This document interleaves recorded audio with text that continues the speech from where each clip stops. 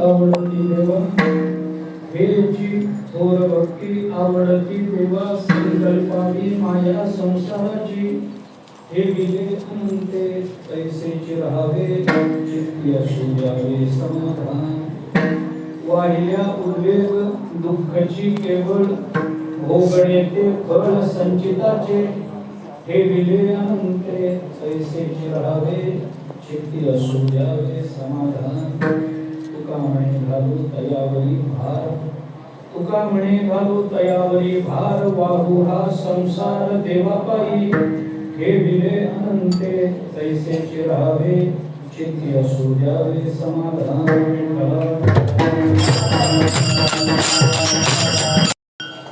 हे चिकोर भक्ती आवडती देवा संकल्पावी माया विले अनंते तैसेचे राहावे चित्ती असू द्यावे समाधान त्यांचा सर्वांच्या परिचयाचा अत्यंत प्रसिद्ध महत्त्वाचा असा अभंग आहे. या अभंगामधून तुकाराम महाराजांनी भगवंताला आवडणारी भक्ती कोणती त्या भक्तीचा निर्देश तिथे केलेला आपल्याला दिसून येतो.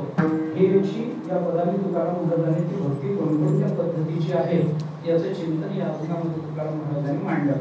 भक्तीचं चिंतन मांडत असताना तुकाराम महाराजांना ही भक्ती देवाला आवडते एवढं सांगायचं नाही तर अशी भक्ती करणारा जो भक्त असतो तो देवाला प्रिय असतो हे सांगायचं आहे.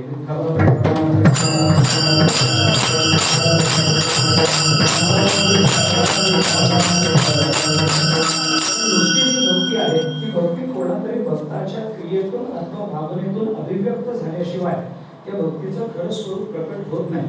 भक्ती आहे का आहे कुठे अंतःकरणात आहे प्रकट झाली का नाही मग ती आवडते असं म्हणण्याचं काही कारण नाही. भक्ती आवडते ती भक्ती एकटी राहत नाही ती नेहमी भक्ताच्या आश्रयाने राहत असते.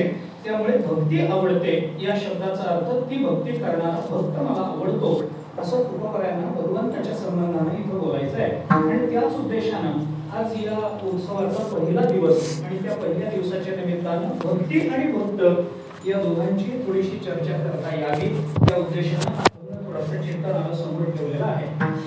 कारण आज जो उत्सव सुरू झाला त्या उत्सवाच्या प्रारंभामध्ये तीन गोष्टी आज सुरू होण्याचं कारण तीन गोष्टी आहेत. एक तर आज बाबांची पुण्यतिथी त्यामुळे पुण्यतिथीपासून एक उत्सव सुरू झाला एक उत्सव आज संपला आणि एक उत्सव उद्या सकाळी संपणार. असे बाबांचे तीन उत्सव तीन दिवशी संपणार आहेत. एक आज सकाळी संपला एक उद्या सकाळी संपणार कार्याने आणि एक आज सुरू होणार आणि पुढे जाऊन संपणार. हे जसं बाबांची जशी आज पुण्यतिथी आहे तसं आणखीन एक कारण आहे ते म्हणजे आजच अश्विन तृतीया आजच सद्गुरू पंडित प्राण भगवान शास्त्री महाराज धारुरकर यांची सुद्धा पुण्यतिथी आहे. संबंधानं आपल्याला चिंतन केलं पाहिजे आणि ज्या ठिकाणी आपण हा सत्कार करतो आहोत ज्यांच्या नावाच्या आश्रयाने आपण 4 महिने सेवा केलेली आहे त्या वैकुंठवासी सद्गुरू श्री शंकर महाराज कंधारकरांचे पुण्यतिथीचा हा कालावधी असल्यामुळे या तिन्ही गोष्टी एकत्रित या उत्सवाच्या प्रारंभात आलेल्या आहेत. तिन्ही हेतूने हा उत्सव केलेला आहे. तेव्हा हा उत्सव म्हणजे एका अर्थानं त्रिवेणी संगम आहे असं म्हणायला हरकत नाही. आणि या त्रिवेणी संगमामध्ये आपल्याला 7 दिवस सुस्नात व्हायचं आहे आणि त्याच्याने आपलं काही पुण्य अर्जित करून परमात्म स्वरूपाला परमात्म्याला प्रिय असं आपल्याला व्हायचं आहे.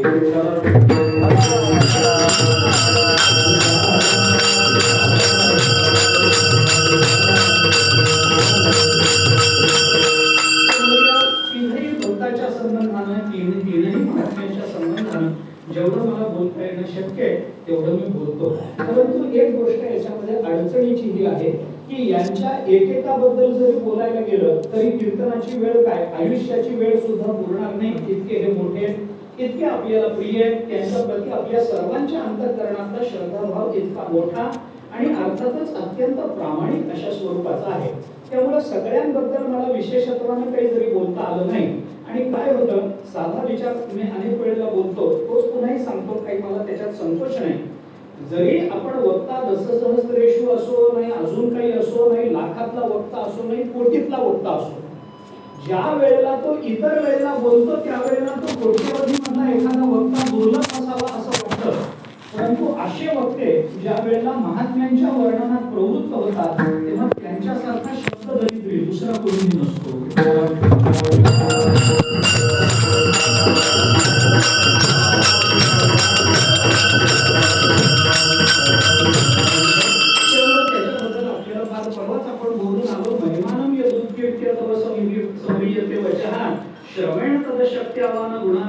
घडतया हेच त्यांच्या बाबतीत आपल्याला खरं म्हणजे बोलावं लागतं, दुसरं काही बोलता येत नाही. असो, त्यामुळे या सर्वांवरती वेगवेगळं बोलण्यापेक्षा उपवारांचे शब्द थोडे उधार घेऊन या शब्दाच्या माध्यमातून या संतांची पूजा जर मला करता आली तर ते मी माझं भाग्य समजतो.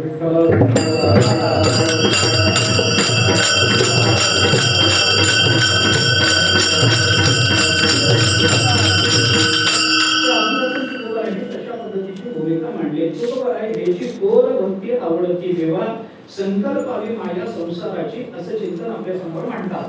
थोडासा विचार मर्यादित वेळेमध्ये मला करायचा आहे. 2-3 गोष्टी महत्त्वाच्या तेवढ्या सांगायच्या. उपवार म्हणतात ही थोर भक्ती देवाला आवडते. की देवाला काय आवडतं याचं चिंतन तुकाराम महाराजांनी अभंगामध्ये केलंय. परमार्थ करत असताना आपल्याला काय आवडतं याच्यापेक्षा ज्याच्या नावाने तो परमार्थ चालला, ज्याला विषय करून तो परमार्थ चालला, त्याला काय प्रिय आहे हे बघणं हे आपलं पहिलं कर्तव्य असतं. माझ्या आवडीकरता मी परमार्थ जरी करत असलो तरी तो माझ्या आवडीकरता होणारा परमार्थ नाही, तो माझ्या जीवनाच्या धन्यतेकरता होणारा परमार्थ आहे. आवड म्हणून परमार्थ करणाऱ्याला आवडीची कधी निवड होऊ शकते हे सांगता येत नाही. आवड आहे म्हणून माणूस म्हणतो मला हल्ली फारच ज्ञानेश्वरी आवडायला लागली हो. पहिल्या अध्यायाचं नमन वाचून संपलं की त्याची आवडही संपून जाते. असं नाही, याला आवड म्हणत नाही. आपल्याला काय आवडतं याच्यावर परमार्थ नाही. मग परमार्थ कशावर आहे? आपण ज्याला विषय करून तो परमार्थ करतो त्या परमात्म्याला काय आवडतं याचा विचार केला पाहिजे. म्हणून नारायण मुनींनी 2 रूपानं आपल्याला याचं चिंतन भक्तिसूत्रामध्ये सांगितलेलं दिसून येतं. नारायण मुनी म्हणतात की तत्सुख सुखित्वम ही एक भक्ताच्या अंतःकरणातली भावना आहे आणि स्वसुख सुखित्वम ही एक भक्ताच्या अंतःकरणातली भावना आहे. हे दोन्ही भक्तच आहेत बरं. स्वसुख सुखित्वम म्हणणारे भक्तच आहे आणि तत्सुख सुखित्वम म्हणणारे भक्तच आहे. याचा अर्थ काय? मला सुख वाटावं म्हणून मी नामस्मरण करतो, हाही भक्तच आहे. मला आनंद वाटावा म्हणून मी नामस्मरण करतो, मला त्या आनंदाचं सेवन करता यावं म्हणून मी नामस्मरण करतो. याच्यात स्वसुख सुखित्वम माझ्या आनंदाकरता मी ते करतो. आणि दुसरी भावना आहे तत्सुख सुखित्वम त्याला सुख वाटावं म्हणून मी हे करतो. मला काय वाटतं याला परमार्थात काही किंमत नाही. मला काय त्रास सहन करावा लागतो परमार्थात याला किंमत नाही. तो त्रास सहन करूनही परमात्मा संतुष्ट होतो की नाही याला जास्त महत्व आहे. त्यामुळे तत्सुख सुखित्वम ही भावना श्रेष्ठ प्रतीची आहे आणि स्वसुख सुखित्वम ही भावना थोडी कनिष्ठ प्रतीची आहे. मला बरं वाटतं म्हणून मी देवासमोर ते ठेवतो आणि देवाला बरं वाटावं म्हणून मी देवासाठी ते करतो. या दोन्ही भावनेची तीव्रतम भावना, प्रेमाची तीव्रता ही तत्सुख सुखित्व मध्ये आहे. स्वसुख सुखित्व मध्ये जरी प्रेम असलं तरी ते स्वार्थी प्रेम आहे असं म्हणायला हरकत नाही.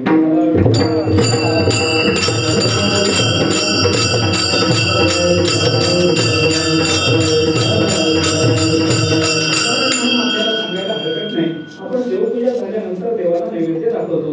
देवाला जो नैवेद्य दाखवला जातो त्या नैवेद्य दाखवण्यामध्ये आपण देवाला कोणता नैवेद्य दाखवतो? आपल्याला जे आवडतं त्याचा नैवेद्य आहे का त्याला जे आवडतं ते त्याचा नैवेद्य आहे? आपल्याला जे आवडतं ते नैवेद्यात आपण करतो. त्याला काय आवडतं हे त्याला कधीच आपण विचारलेलं नाही. देवा काय करू तुम्हाला? पंचपक्वान्न जेवण करून पंचपक्वान्नाचं जेवण करून कंटाळा आलाय का तुम्हाला? रोज पुरणपोळी खाऊन कंटाळा आलाय का? पिठलं भाकरी करू का? असं कधी विचारलंय का देवाला? कधीच नाही. कारण आपल्याला माहितीये त्याला नैवेद्य दाखवायचा असतो, खायचा आपल्यालाच असतो.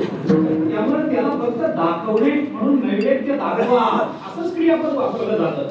नैवेद्यम निवेदयामि, नैवेद्याचं निवेदन करायचं देवाला. देवा हे असं केलंय. ताट भरून देवाच्या समोर ठेवल्यानंतर जेव्हा आपण पाणी फिरवतो तेव्हा प्रत्येक पदार्थ देवाला सांगावा लागतो, त्याचं निवेदन करावं लागतं. देवा तुमच्या करता अमुक अमुक भाजी केली बरं, देवा ही कोशिंबीर तुमच्या करता केलेली आहे, देवा हा मठ्ठा आहे, ही जिलेबी आहे तुमच्या करता, देवा आज पुरणपोळी केली बरं, आमच्या घरी आज कुळाचार आहे म्हणून तुमच्या करता पुरणपोळी केली. याच्यातला प्रत्येक पदार्थ लिंबासकट प्रत्येक पदार्थ देवाला निवेदन करावं लागतो. देवा हे तुमच्या करता केलंय, हे तुमच्या करता केलंय, हे तुमच्या करता केलंय. शास्त्र असं सांगतं. आपण काय करतो? आपल्याला जी भाजी खावीशी वाटते ती त्या दिवशी देवावर सोपवतो. नाही त्याला आवडतं की नाही याचा आम्ही कधी विचार केला नाही. थंडीच्या दिवसामध्ये कधी आपण सगळी दार खिडक्या बंद करतो, थंडी कडाक्याची पडलेली असते, अंगात स्वेटर घालतो, त्याच्यावर अजून एक स्वेटर घालतो, दोन दोन पांघरुण घेऊन झोपतो. झोपायला जाताना देवघरात जाऊन कधी देवाला विचारलंय का, देवा थंडी फार पडली हो, एखादी शाळ ठेवू का हो इथं, देवघराच्या बाजूला एखादी शाळ ठेवू का, तुम्हाला रात्री थंडी वाजली तर तेवढी घ्या बरं का देवा, कधी म्हणलंय का? कधी नाही. कारण आपल्याला माहिती त्याला थंडी वाजतच नाही, कारण तो आहे ही भावनाच नाहीये.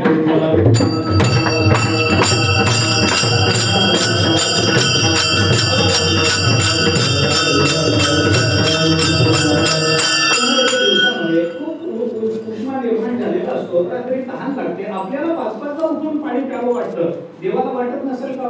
देवाला वाटत असेल, पण कधी झोपायला जाण्यापूर्वी देवाला म्हटलंय का, देवा वाळ्याचं पाणी आहे बरं तुमच्याकरता ठेवलंय, रात्री घ्या बरं देवा, तहान लागली तर, नाहीतर मला आवाज द्या, मी घेतो पुढचं जाऊन द्या.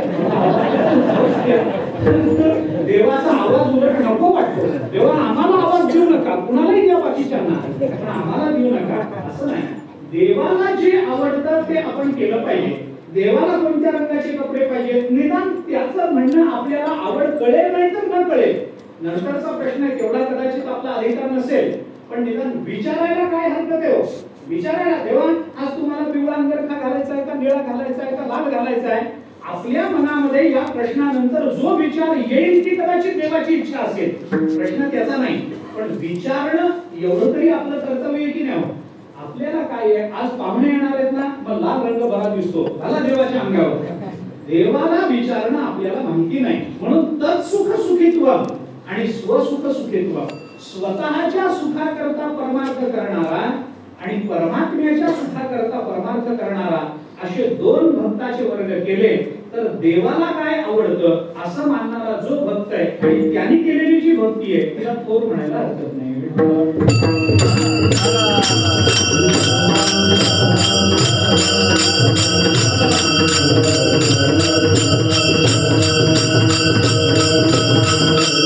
देवाची आवड महत्वाची, आपली आवड तेवढी महत्वाची नाही.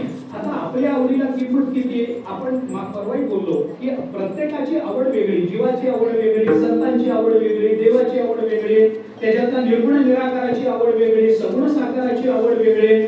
बोलून आलो आपण, आपुलीचा आवडी धरून केळ या आपापणाचे द्याले रे, की निर्गुण निराकाराची आवड आपल्याला म्हणता येते. सगुण साकाराची काही आवड असते, त्या परमात्म्यालाही काही आवडतं, त्याला भक्ती आवडते, त्याला भक्त आवडतो, भक्ताचा भक्त आवडतो, तेही प्राणा पळवते, आवडती मज निरुते, जे भक्त चरित्राते प्रशंसिते, म्हणून तेही आवडतं. संतांचा विचार केला तर संतांना संत आवडतात, संतांना परमात्मा आवडतो, संतांना भक्ती आवडते. या सगळ्या गोष्टीचा विचार आपण केला पाहिजे. बहुता सुकृताची जोडी म्हणून विठ्ठली आवडी, सर्व संगे विटावा तू एकला आवडसी. हे संतांचे शब्द जर बघितले तर संतांना संत आवडतात, संतांना संतांची भक्ती आवडते, संतांना परमात्मा आवडतो, संतांना परमात्म्याची भक्ती आवडते.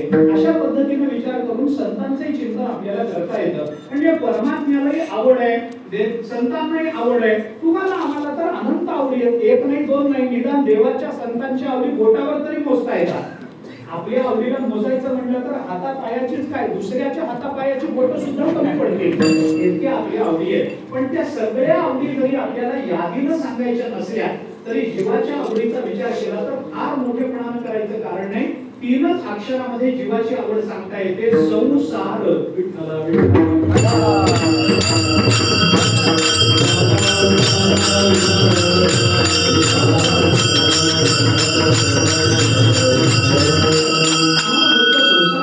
संसारापेक्षा दुसरं काही बरं वाटत नाही आणि तो संसार सुखाचा व्हावा म्हणून नाईलाजानं परमार्थाची आवड जोपासली आहे.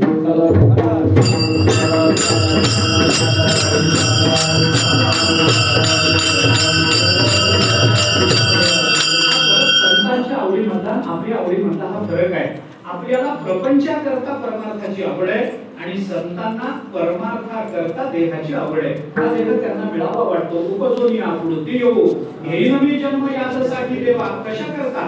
परमार्थाकरता, भक्ती करण्याकरता, पुन्हा पुन्हा जन्माला यावं, पुन्हा पुन्हा भगवंताचं भजन करावं, पुन्हा पुन्हा नामस्मरण करावं, याच्याकरता आम्हाला पुन्हा पुन्हा देह पाहिजे, याच्याकरता आम्ही भक्ती करतो, याच्याकरता परमात्म्याचं चिंतन करतो. हे जर तुकाराम महाराजांसारखे महात्मे म्हणत असतील तर त्यांना परमार्थाकरता प्रपंच आवडतो आणि आपला मात्र प्रपंचाकरता परमार्थ आपल्याला आवडतो. प्रपंचाचं आपल्या जीवनात प्राधान्य आहे आणि परमार्थ थोडा निम्न प्रतीचा आहे. संतांच्या बाबतीत परमार्थ श्रेष्ठ आहे आणि प्रपंच निम्न स्तरावर आहे. नाही झालं झालं झालं, नाही झालं नाही झालं, काय फरक पडतो? देह जावो अथवा राहो, काही फरक पडत नाही. पांडुरंगी दृढ भाव ही मुख्य भावना आहे. त्याच्याकरता राहिला काय आणि गेला काय आपण परवा बोलून आलो. ज्ञानोबारांनी सदभ्यासे निरंतर चित्तासी परमपुरुषाची मोहर लावी मग शरीर राहो अथवा जावो किंवा असो अथवा जावो, जे काही आहे ते त्यात राहिला काय देह गेला काय फार फरक पडत नाही त्यांना, कारण त्यांची मुख्य आवड परमात्मा ही आहे. आणि प्रपंचाची जी आवड, ती आवड म्हणून जरी त्यांनी प्रदर्शित केलेली असली तरी ती निम्न आहे. प्रपंचाकरता प्रपंच आवडणारा हा एक वर्ग आहे. परमार्थाकरता परमार्थ आवडणारा हा दुसरा वर्ग आहे. परमार्थाकरता प्रपंच आवडणारा हा तिसरा वर्ग आहे आणि प्रपंचाकरता परमार्थ आवडणारा हा चौथा वर्ग आहे.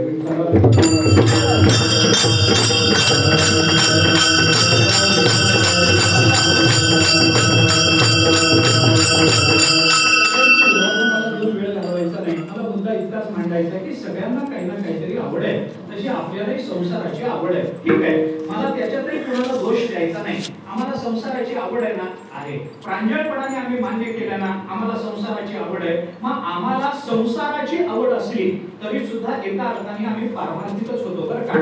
आम्हाला काय आवडतं, काय आहे, देवाला जे आवडतं ते देवाला दिलं पाहिजे, हे तत्सुख सुखित्वम या भावनेमध्ये येतं. आणि आम्हाला जे आवडतं ते आम्ही देवाला देतो. याच्यामध्ये स्वसुख सुखित्व ही भावना येते ना. स्वसुख सुखित्व ही भावना निम्न स्तरावर आहे ना. प्रेमाची तीव्रता कमी आहे ना तिथे. तत्सुख सुखित्व याच्यामध्ये प्रेमाची तीव्रता जास्त आहे असं आपण बोललो ना.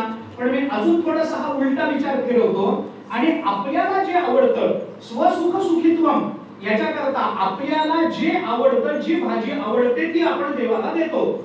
आपल्याला ज्या रंगाचे कपडे आवडतात ते आपण देवाला देतो. आपल्याला ज्या दिवशी ज्या फुलांची माला आवडते त्या दिवशी ती देवाला समर्पण करतो. आपल्याला जे आवडतं ते आपण देवाला देतो ना.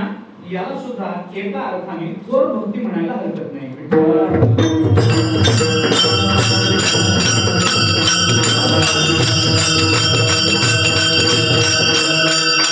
आवडतं ते देवाला देणं, याच्यात थोर भक्ती कशी होते, तर सुख सुखित्व ही भावना निम्न स्तरावर का जात नाही याचं उदाहरण म्हणून फक्त आपल्याला एक दृष्टांत सांगतो. आणि त्याच्यातून मला सांगा, आपल्याला जे आवडतं ते तरी खरं आपण देवाला देतो का?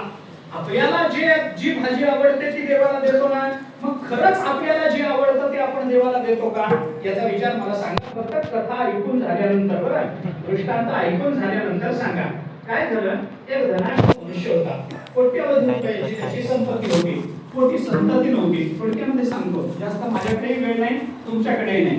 थोडक्यामध्ये त्याला पण कोटी संतती नव्हती, दुःख होतं. आयुष्याच्या शेवटच्या काळामध्ये त्याला संतती झाली. वयसेच्या शेवटी ज्ञानोबराय बोलतात, एकच जीवी येते वांझोटी. ज्ञानोबराय कीर्तन करतात, आयुष्याच्या शेवटच्या काळामध्ये त्याला संतती झाली. संतती हळूहळू मोठी व्हायला लागली. 5-7 वर्षाचा मुलगा झाल्यानंतर तो आजारी पडला. तो धनाढ्य मनुष्य आजारी पडला. सगळीकडे तपासण्या झाल्या, हे झालं ते झालं, काही गुण येईना. आणि त्या श्रीमंत माणसाला असं कळलं की आता आपण ह्याच्यातून काही वाचत नाही. हा आपला शेवटचा आजार आहे, वयही होत आलाय, पण संतती आहे, त्याची चिंता वाटायला लागली. काय करावं, कसं करावं असा विचार मनात आला. त्याने एक दिवशी काय केलं, आपल्या अत्यंत जवळच्या जीवश्य कंठश्य मित्राला निरोप घेऊन बोलून घेतलं आणि त्याला सांगितलं की बघ म्हणे, मी या आजारातून वाचेन असं मला वाटतं. म्हणलं अरे असं का बोलतोस, आपण प्रयत्न करतो आहोत ना, वैद्य आहेत, डॉक्टर आहेत, औषध आहेत, आपण परदेशात जाऊ, पैसा कमी नाही आपल्याकडे.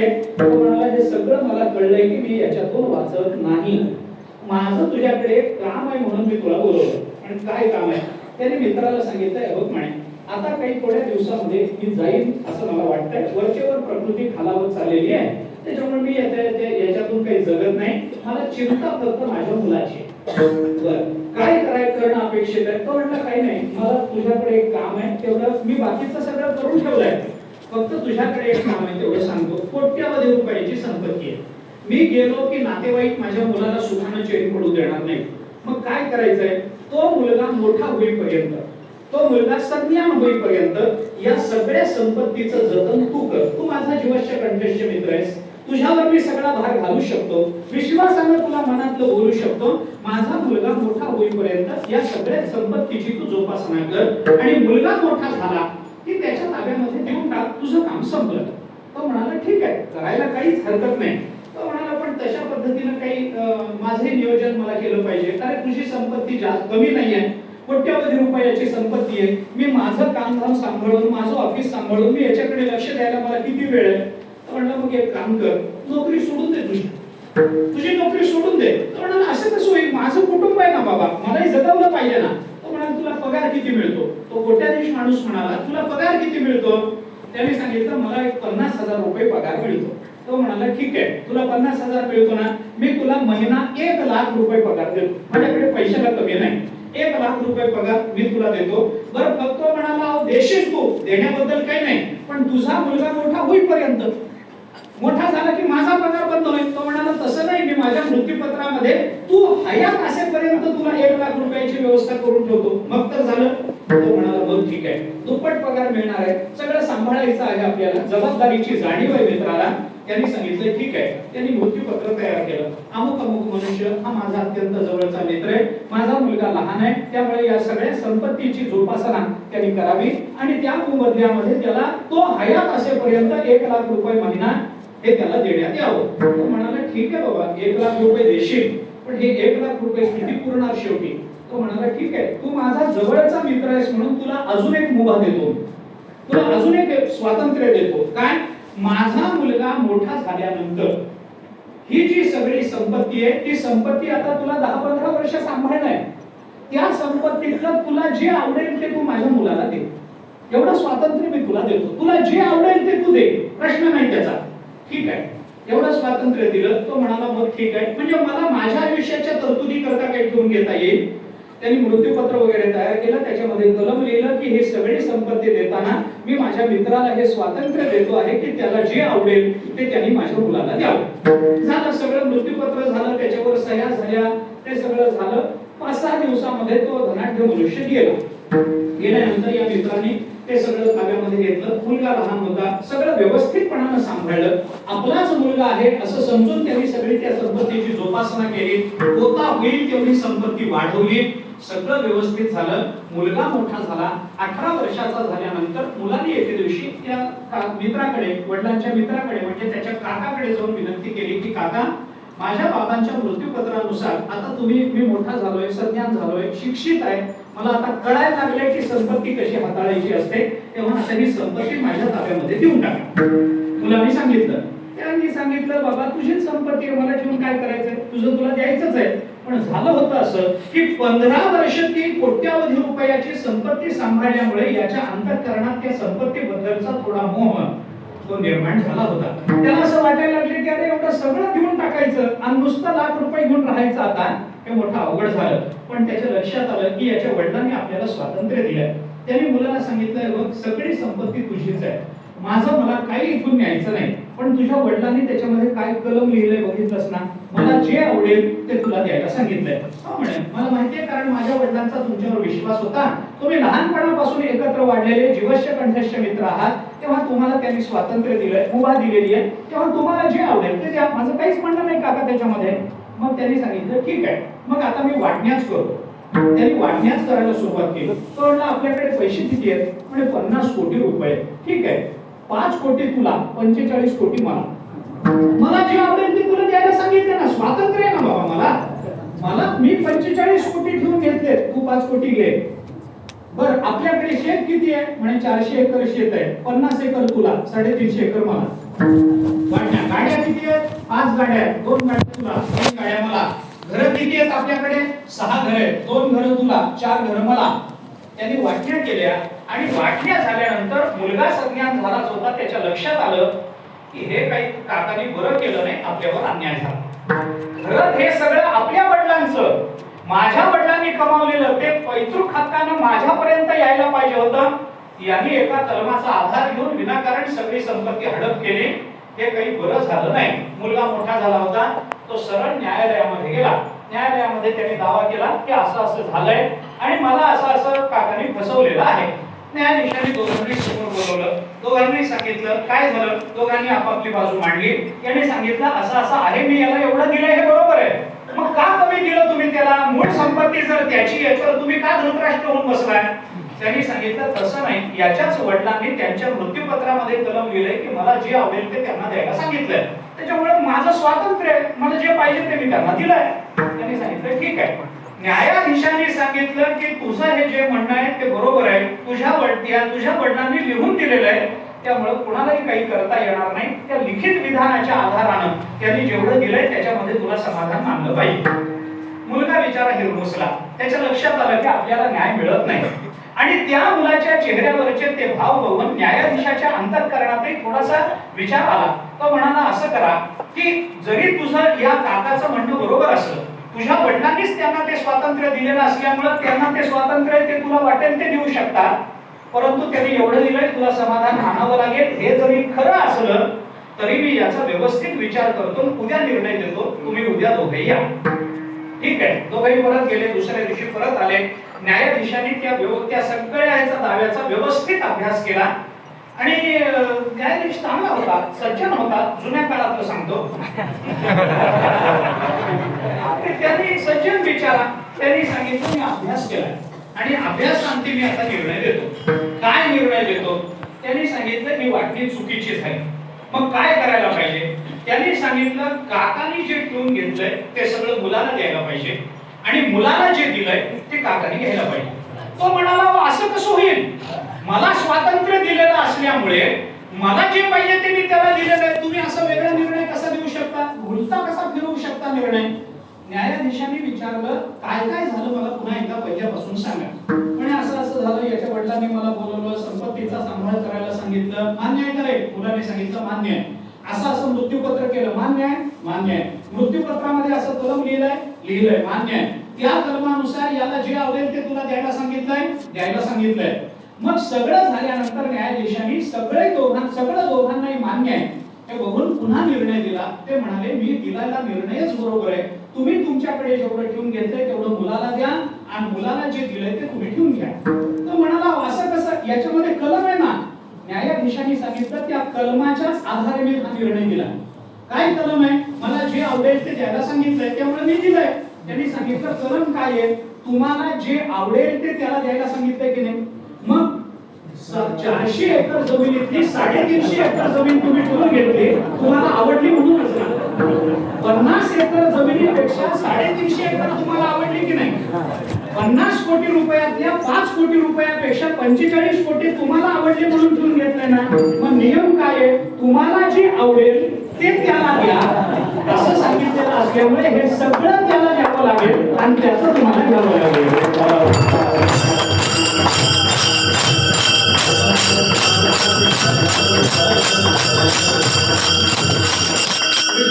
आता मला सांगा आपल्याला काय आवडतं, आपण देवाला काय देतो? माझा मुद्दा एवढाच आहे, आपल्याला काय आवडतं, आपल्याला जे आवडतं ते आपण देवाला देणं, आणि देवाला जे आवडतं ते देवाला देणं. याच्यामध्ये देवाला जे आवडतं ते देवाला देण्यामध्ये तत्सुख सुखित्वम ही भावना प्रबल आहे, याच्यात वाद नाही. पण आपल्याला जे आवडतं ते देवाला देण्यामध्ये सुद्धा भावना प्रेमाची प्रखरता कमी नाही, हे लक्षात घ्या. आपल्याला काय आवडतं? आपल्याला जर संसार आवडत असेल तर तो संसार देवाला देऊन टाकणं हीच प्रवृत्ती आहे.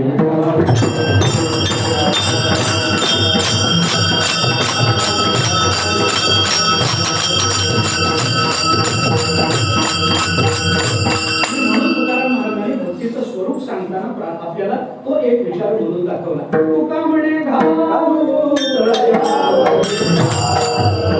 Oh,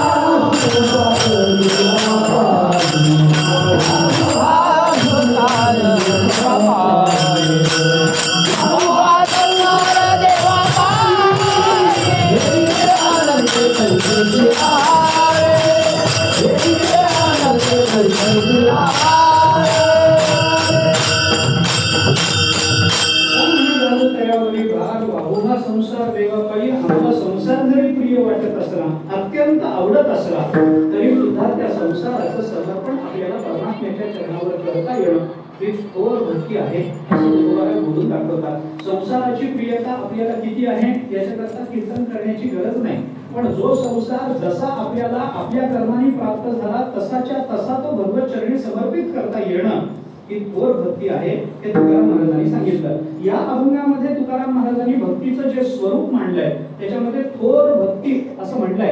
पण थोर भक्ती म्हणजे कोणती थोर भक्ती? भक्तीचा थोरपण आणि भक्तीचं स्वरूप आणि भक्तीची अभिव्यक्तता या दोन्ही तुकाराम महाराजांनी या अभंगामध्ये मांडताना हेची थोर भक्ती. आता थोर भक्ती पण कोणती? हेची थोर भक्ती. हेची म्हणजे कोणती? या हेची पदाचं चिंतन करताना आपल्याला 5 पद्धतीने या अभंगामध्ये थोर भक्तीचा विचार करता येण्यासारखा आहे. कोणत्या कोणत्या पद्धतीने? संकल्पावी माया संसाराची हेची थोर भक्ती. ठेविले अनंते तैसेची राहावे हेची थोर भक्ती. चित्ती असू द्यावे समाधान, किंवा एक घेतलं तरी चालतं. ठेविले अनंते तैसेची राहावे, चित्ती असू द्यावे समाधान हेची थोर भक्ती. वाहिल्या उद्वेग दुःखाची केवळ भोगण्याचे फळ संचिताचे असं मानणं हेची थोर भक्ती. तुका म्हणे घालू तयावरी भार हेची थोर भक्ती. आणि वाहू हा संसार देवापायी हेची थोर भक्ती.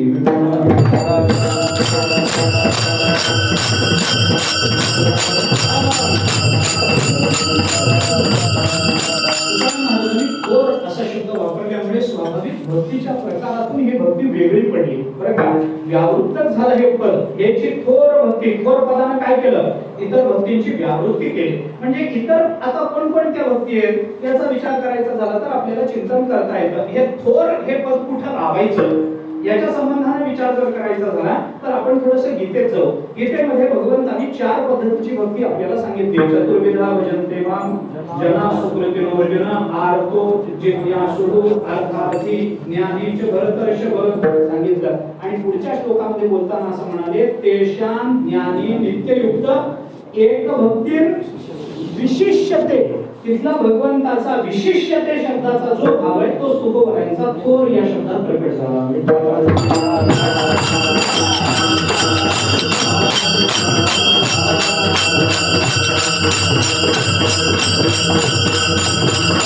तेषां ज्ञानी नित्ययुक्त एक भक्ती विशिष्यते प्रियोहि ज्ञानी भक्त्यर्थम हंसच मम प्रियः हे भगवान 7व्या अध्यायामध्ये बोलले. याच्यामध्ये 4 भक्ताचं चिंतन केलं. आर्त, जिज्ञासू, अर्थार्थी आणि ज्ञानी अशा 4 भक्ताचं चिंतन आहे.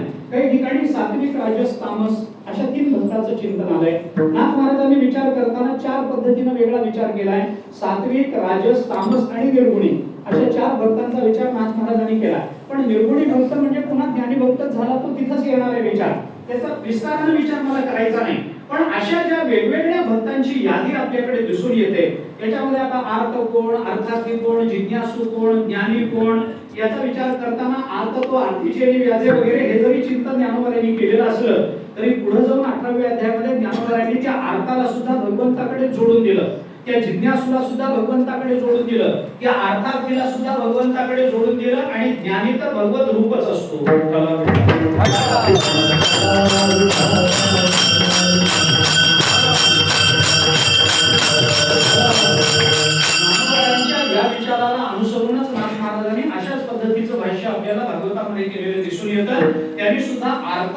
म्हणजे की प्रपंचाची किंवा विषयाबद्दलची अर्थता न मानता विषय तो त्यांचा झाला नारायण या नियमाप्रमाणे परमात्म्याच्या प्राप्तीची भेटीची अर्थता ज्याच्या अंतःकरणामध्ये आहे त्याला अर्थभक्त म्हणा की परमात्मा मला भेटला पाहिजे, परमात्मा मला दिसला पाहिजे, कधी असा दिवस येईल की मला परमात्मा भेटेल, ही विरहिणीची जी भूमिका आहे ती अर्थभक्ताच्या ठिकाणी ज्ञानोबारायांनी नाथ महाराजांनी दोघांनी दाखवून दिलेली आहे.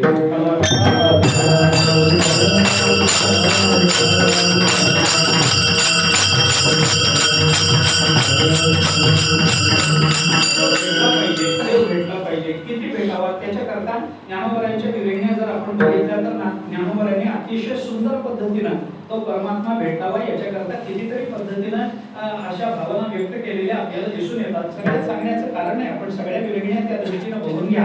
ज्ञानोबराय म्हणतात जीवीची या जीवा प्रेम भावाची या भावा तुझ वाचुनी केशवा आणून आवडे जीवे अनुसरलीये अजूनी काम नाहीये देवी आणावा तो सये कोण प्राण माझा प्राण समजून जसा प्राणाचा वियोग झाल्यानंतर तडफड होते तशा पद्धतीची तडफड त्या दृष्टीने त्या गोपींनी व्यक्त केलेली दिसून येते. तिथं अर्थ हा शब्द विषयाची अर्थता हे मन घेता परमात्मा प्राप्तीची अर्थता या दृष्टीने विचारात घेतलं पाहिजे.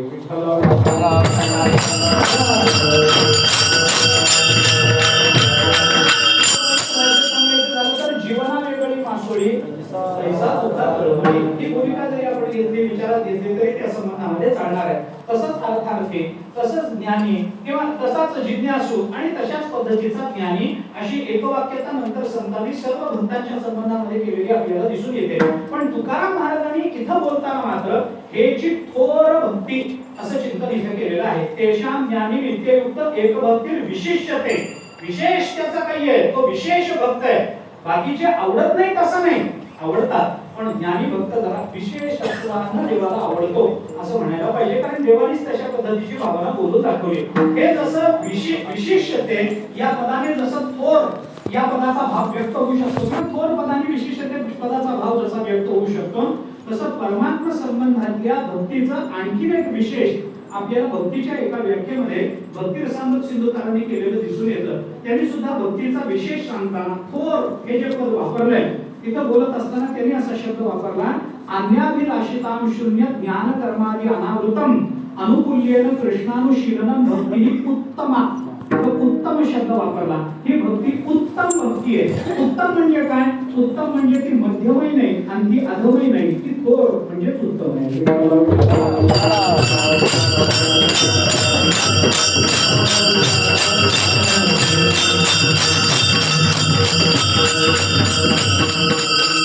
या संबंधातली चिंतन आपल्याला बघता येते. भक्तीच्या वेगवेगळ्या व्याख्या त्या सगळ्या थोर भक्तीच्याच आहेत. मधुसूदन सरस्वतींनी केलेली व्याख्या सुद्धा सामान्य भक्तीची व्याख्या आहे असं समजण्याचं कारण नाही. अरे चित्ताला द्रवरूपता प्राप्त झाल्यानंतर चित्तामध्ये असणाऱ्या परमात्म्याचा आकार जर चित्त धारण करत असेल तर त्या भक्तीला आपल्याला लौकिक सामान्य अर्थ जिज्ञासू अर्थार्थी या पद्धतीची भक्ती म्हणता येणार नाही. मधुसूदन सरस्वती म्हणतात द्रुतस्य भगवत धर्मा धारावाहिकतां गता सर्वेश मनसो बुद्धी भक्ती इत्यादी येते. ही भक्तीची व्याख्या झाली. याला भक्ती असं म्हणतात. अंतःकरणाला द्रवरूपता प्राप्त व्हावी लागते आणि ती द्रवरूपता प्राप्त होण्याकरता काय असतं याच्याकरता लाखेचं उदाहरण दिलंय. मधुसूदन सरस्वतीनेच दिलंय.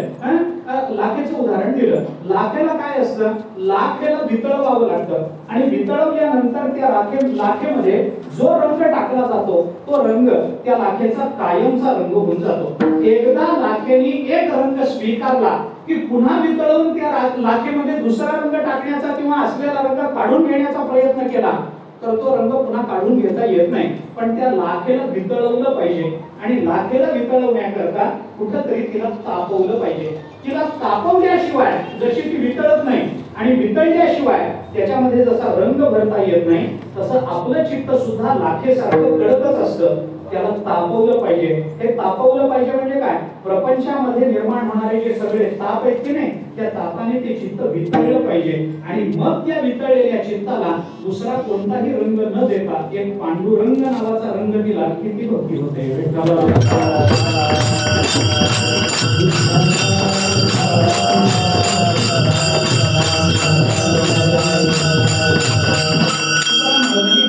आपल्याला दिसून येतं संसार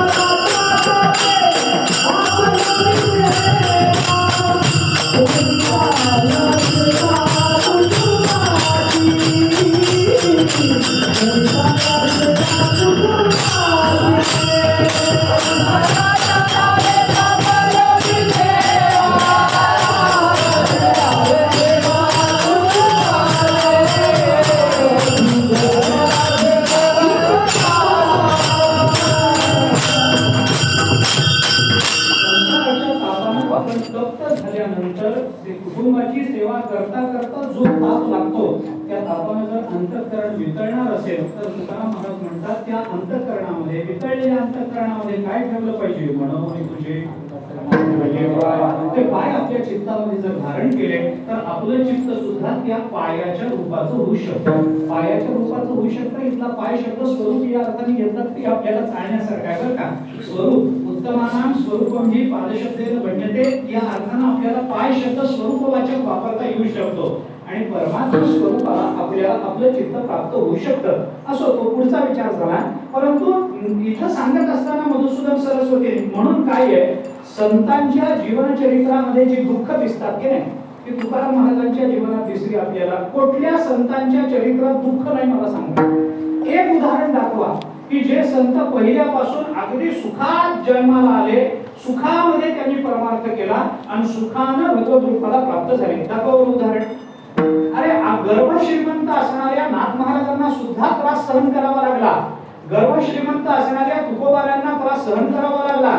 ज्ञानोबारायांचा विचार केला तर त्यांना जेवढी दुःख प्राप्त झाली त्या दुःखाचं श्रवण केलं तरी आपण वितळून जाऊ इतकी दुःख ज्ञानोबारायांनी भोगलेली आहे. नाही असं नाही. मग हे दुःख जर ते ब्रह्मरूप आहेत जर ते परमात्माच आहेत ज्ञानोबाराय म्हणजे प्रत्यक्ष परमात्मा तर मग कशासाठी दुःख दाखवलं त्याचा हाच विचार आहे की आपल्या जीवनामध्ये संसारातली दुःख प्राप्त झाल्यानंतर त्याच्या तक्रारी करत बसायचं नाही. उलट ते दुःख वाढेल कसं त्या दुःखात आपल्याला काय फायदा होऊ शकतो ते दुःख आपल्याला प्राप्त झालं म्हणून तक्रार नाही. मग आपलं अंतःकरण वितळवण्यासाठी भगवंतांनी दिलेली एक संधी आहे असं म्हणून त्याच्याकडे जर आपण बघू आणि आपलं अंतःकरण परमात्म्याकडे प्रवाहित जर धारावाहिकता गता असं म्हटलं की धारावाहिकता सांगितली. धारावाहिकता म्हणजे काय धारा दोन प्रकारची असते. एक तैल धारा असते आणि दुसरी जलधारा असते. पाण्याची धार आहे आणि तेलाची धार आहे.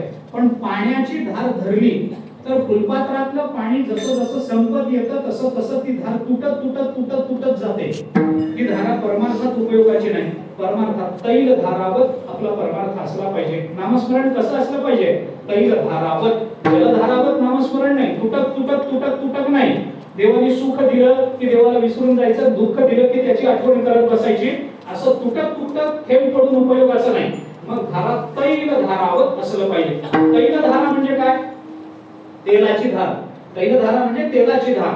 तेलाची धार धरली तर फुलपात्रातलं तेल संपलं तरी सुद्धा ती धार अखंड पडत राहते. का पडत राहते कारण त्या तेलामध्ये स्नेह नावाचा एक धर्म आहे. स्नेह नावाचा एक गुण आहे.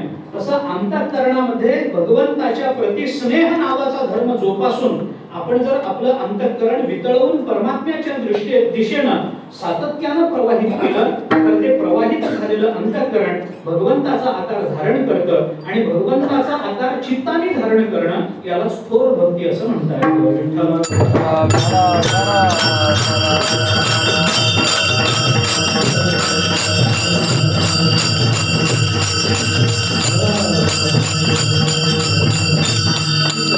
भक्तीची अपेक्षा संतांना दिसून येते. माझे चित्त तुझे पायी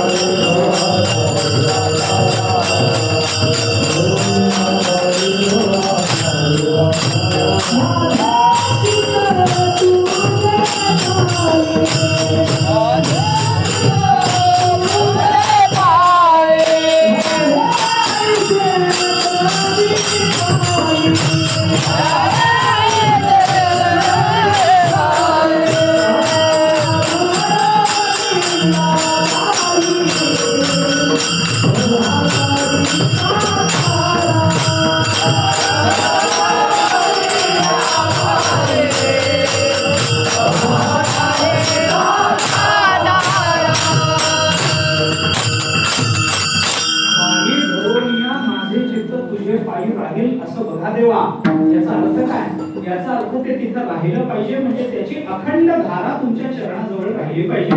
याला थोर भक्ती असं म्हणता येतं. ही थोर भक्ती जशी झाली तसं मगाशी सांगितल्याप्रमाणे अन्याभिलाषितां शून्य ज्ञान कर्मादि अनावृतम, अन्याची कशाचीही अपेक्षा न करता ज्ञान आणि कर्म या दोन्हीही तिरोहित न होणारी जी भक्ती आहे त्या भक्तीला भक्तिशास्त्र उत्तम भक्ती असं म्हणतं.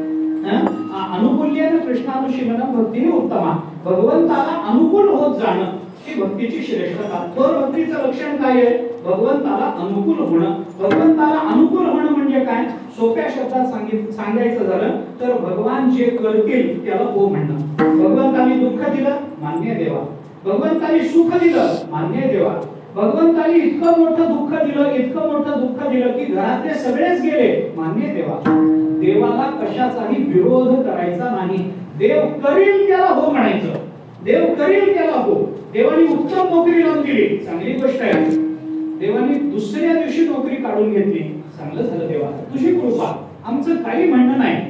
अनुकूल्यान कृष्णानुशीलनं भक्ती उत्तमा. उत्तम भक्ती कोणती?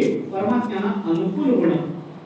अनुकूलस्य संकल्पः प्रातिकूल्यस्य वर्जनं रक्षिष्यति विश्वासः गोकृत्वे वर्णं तथा आत्मविक्षेपकार्पण्ये षड्विधा शरणागती. अशा पद्धतीने आपल्याला या भक्तीचं चिंतन करता येऊ शकतं. अनुकूल्येन कृष्णानुशीलनं, भगवंताचं अनुशीलन करणं, कृष्णाचं अनुशीलन करणं, कृष्णाला अनुकूल होणं. कूल या शब्दाचा अर्थ आहे तट. कूल म्हणजे तट. नदीचे दोन तट असतात ना. अनुकूल आणि प्रतिकूल म्हणजे काय? परमात्मा ज्या तटावर आहे त्याच्या विरोधी तटावर जाऊन आपण काही परमात्म्याची उपासना करणं हे परमात्म्याला प्रतिकूलतेने केलेली भक्ती झाली. आणि परमात्मा ज्या तटावर आहे त्याच तटावर राहून परमात्म्याची उपासना करणं हे परमात्म्याला अनुकूल होणं आहे.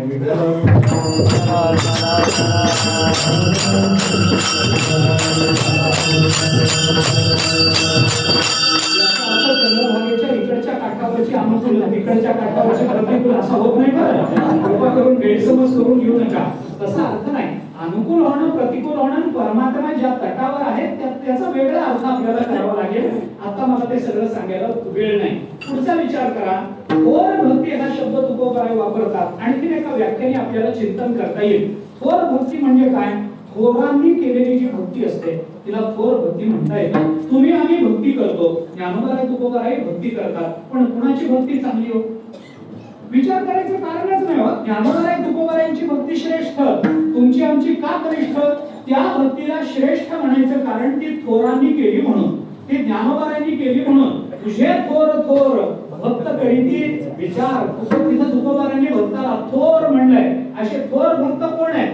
त्या थोर भक्तांनी जी केलेली भक्ती आहे त्यालाही आपल्याला थोर भक्ती असं म्हणता येतं. मग हे थोर भक्त कोण आहेत बाबा?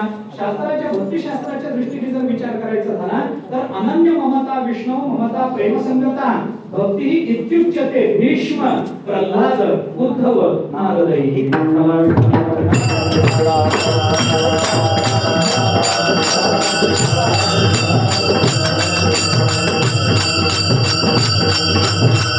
या दृष्टीने विचार केला तर अनन्य ममता विष्णू ममता प्रेम संगता भगवंताच्या बद्दल अंतःकरणामध्ये पूर्ण अनन्यता प्रेमपूर्वक अनन्यता ठेवणं याला आपल्याला भक्ती असं म्हणता येऊ शकतं. आता या भक्तीचं चिंतन कितीतरी अनन्यतेचा विचार कितीतरी पद्धतीने करता येतो. अन्य आश्रयाणाम त्यागो अनन्यता.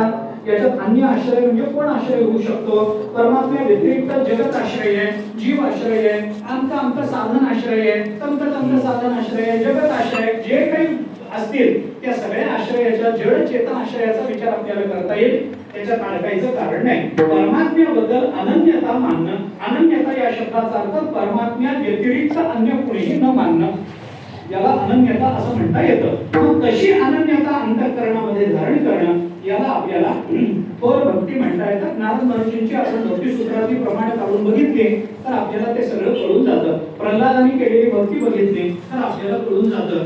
त्याच्यानंतर भीष्माचार्यांनी केलेली भक्ती बघितली लक्षात येतं. भीष्म प्रल्हाद उद्धव नारदई. उद्धवाचं एकादश स्कंदातलं चिंतन आपण बघितलं तर आपल्याला थोर भक्तीचं चिंतन करता येतं. अशा या थोर महात्म्यांनी केलेली जी भक्ती आहे याला थोर भक्ती असं म्हणता येतं. म्हणजे थोर भक्ती या शब्दाचे वेगवेगळे अर्थ जे आपण करतो ते बघा. गीतेपासून ते अगदी भक्ती शास्त्रापर्यंत आपल्याला चिंतन करता येणार आहे. आणि त्यांनी सगळ्यांनी थोर आणि त्या सगळ्यांच्या अर्थानं तुकाराम महाराजांनी इथं थोर या शब्दाचं नियोजन केलेलं आपल्याला पाहता येतं. मग ही जी थोर भक्ती तुकोबारायांनी सांगितली ती थोर भक्ती या चौघांचीच आहे का? भीष्म प्रल्हाद उद्धव नारद एवढंच आहे का? एवढंच नाही. अहो ते आपल्या संतांपर्यंतही आणलं पाहिजे ना. तुकोबारायांनी केलेली भक्ती थोर भक्ती आहे. ज्ञानोबारायांनी केलेली भक्ती थोर भक्ती. कुठलेही संत महात्मे घ्या आपण, या संतांनी थोरांनी केलेली जी भक्ती आहे त्याला थोर भक्ती असं म्हणा. आता थोर कोण आहे याच्या व्याख्या मला करायला लावूच नका तुम्ही. मी फक्त दोनच प्रमाण आपल्याला जाता जाता देऊन जाणार आहे. याच्यातलं पहिलं प्रमाण आहे जयाचे आयुष्य धागुटे होय बळप्रज्ञा जिरोनी जाय तयाचे नमस्कारी की पाय वडील म्हणून याला प्रपंचाच्या दृष्टीने थोर म्हणतात. पण ज्ञानोबाराय यांना थोर म्हणत नाही. ज्ञानोबाराय कोणाला थोर म्हणतात? ज्ञानोबारायांनी वडिलांच्या दोन व्याख्या केलेल्या आपल्याला दिसून येतात. पहिली व्याख्या ज्ञानोबाराय करतात येत वडील जे जे करते त्या नाम धर्म ठेविते त्याची अनुष्ठिती सामान्य सकळ. म्हणजे ज्यांचं प्रत्येक कर्म हा धर्म ठरतो आणि ज्यांच्या प्रत्येक कर्माच्या अनुसरणानं मागून येणाऱ्या सामान्यांचं कल्याण होतं त्याला थोर म्हणतात.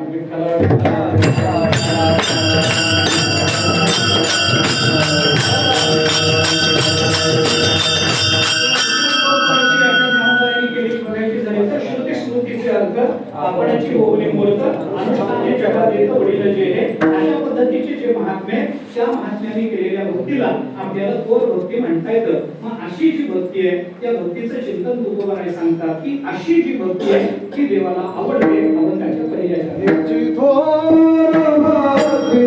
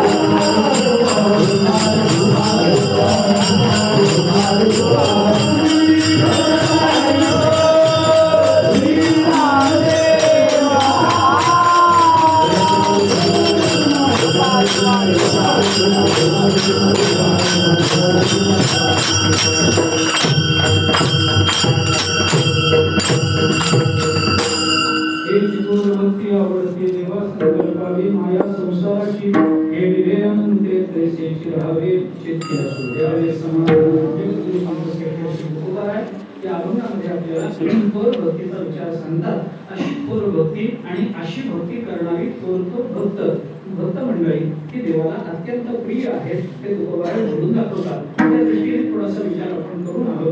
थोडासा आता अभंगाचा विचार करायचा म्हणून थोडासा विचार मी करतो.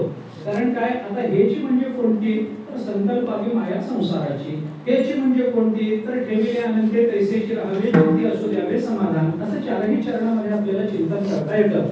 या सगळ्याचा विचार मला विस्ताराने करायचा नाही, फक्त दृष्टांतपूर्वक या चारही चरणाचे चिंतन आपल्या समोर ठेवतो आणि सेवा माझी संपवतो. या सगळ्या ज्या भक्ती आहेत ना, या भक्ती बाबांनी केलेल्या आहेत. या भक्ती डोळे शंकर महाराजांनी केलेल्या आहेत. अशा पद्धतीची भक्ती शास्त्री महाराजांनी केलेली आपल्याला दिसून येते. त्याच्याकरता म्हणून मी हे सगळे चिंतन आपल्या समोर ठेवलं. त्यांच्या जीवनामध्ये दुःख नव्हतं का? होतं ना. शेवटच्या काळामध्ये बाबांनी दुःख भोगलं नाही का? किती दुःख, पण बाबांनी कधी मला दुःख आहे याची कधी चर्चा केली नाही. मला अंकच दुखतं, मला तंकच दुखतं. या वयामध्ये पायाचं अशा ठिकाणचं हाड मोडणं की जे दुरुस्त न होणं, तिथल्या वेदना, हाड मोडण्याच्या वेदना काय असतात ते हाड मोडलेलेच लोक जाणू जाणे. आपल्याला माहिती नाही, कदाचित अनुभव नाही, नसेल तर यावा अशी माझी इच्छाही नाही. अशा वेळेला मनुष्य इतका जीवाच्या आकांतानं ओरडतो, जीवाच्या आकांतानं. पण बाबांनी कधी मी ते वारीला यायच्या आधी 2-3 वेळेला हॉस्पिटलमध्ये गेलो, दवाखान्यामध्ये बाबांना भेटलो, परंतु कधी बाबांनी माझं हे दुखतंय, मला ते त्रास होतोय, अमुक आहे तमुक आहे, कधीही त्याची तक्रार त्यांनी केली नाही. कधीच नाही. ठेविले अनंते तैसेची राहावे चित्ती असू द्यावे समाधान. त्यांना कधीच कशाचं दुःख वाटलं नाही. त्यांना फक्त एकच दुःख वाटायचं, ते म्हणजे हातातला गाथा खाली ठेवला की त्यांना दुःख वाटायचं. हातात गाथा आला की ते म्हणायचे या जगात माझ्यासारखं सुखी कोणी नसेल, असा भाव त्यांच्या चेहऱ्यावर दिसायचा. असं जर बघितलं तसंच या सगळ्यांचं आहे. आपण चिंतन करून पहा, यांची चरित्र आपण पहा. या सगळ्या पद्धतीच्या भक्ती यांच्या चरित्रामध्ये आपल्याला दिसून येतात. किती त्या संबंधाने विचार करायचा. मी फक्त उदाहरण देत जातो आपल्याला. 4 पद्धतीच्या भक्ती तुकोबारायांनी सांगितल्या. आता या 4 पद्धतीच्या भक्ती कुठे दिसतात, काय नाही, चरित्र काय, ती सगळी चरित्र सांगायला सुद्धा माझ्याजवळ तेवढा वेळ नाही. पुढे लगेच आपल्याला ज्ञानेश्वरीचं प्रवचन आहे, त्यामुळे ते सगळं सांगत बसायला मला वेळ नाही. भागवताच्या अनुषंगाने सांगतो. भीष्म, प्रल्हाद, उद्धव, नारद, ज्ञानवराय, तुकोबाराय, चोकोबाराय, गोरवाकाका या सगळ्यांची उदाहरणं तुम्ही दिली. कदाचित तुम्ही म्हणाल या सगळ्या पुरुषांमध्ये एकही बाई नाही का भक्ती करणारी? आता जी उदाहरण देतो ती फक्त स्त्रियांचीच देतो बरं. तुम्ही भागवतामध्ये चला, भागवतामध्ये पहिल्याच स्कंधामध्ये 4 चरित्र आपल्याला दिसून येतात. मी 4ही चरित्र सांगतो आपल्याला, अगदी टोटल, अगदी धावती.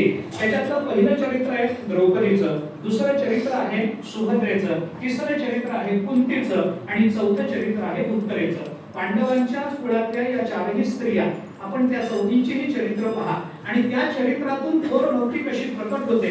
या अभंगामध्ये तुकाराम महाराजांनी प्रत्येक चरणामध्ये एक स्त्रीचं चरित्र, त्या स्त्रीचं चरित्र कसं अधोरेखित केलंय, कसं प्रकट केलंय, याचे चिंतन आपल्याला करता येण्यासारखं आहे. म्हणून धावता विचार सांगतो. द्रौपदीचं काय झालं, तिची 5ही मुलं अश्वत्थाम्याने मारून टाकली. मला चरित्र सांगायचंच नाहीये, आपल्याला हे सगळं माहिती आहे, ऐकून माहिती आहे, वाचून माहिती आहे, अभ्यासून माहिती आहे. त्याचं चरित्रात जाऊ नका. 5ही मुलं मारून टाकली. द्रौपदीच्या कानावरती बातमी गेली. द्रौपदी चिडली. तिला समजावण्याकरता भगवान आणि अर्जुन आले. द्रौपदी ऐकायला तयार नाही. शेवटी भगवंताला तिने सांगितलं, अर्जुनाला तिने सांगितलं सांगितलं तुम्हाला लाज कशी वाटत नाही की माझ्या समोर येऊन तुम्ही सांगता मुलं गेली म्हणून.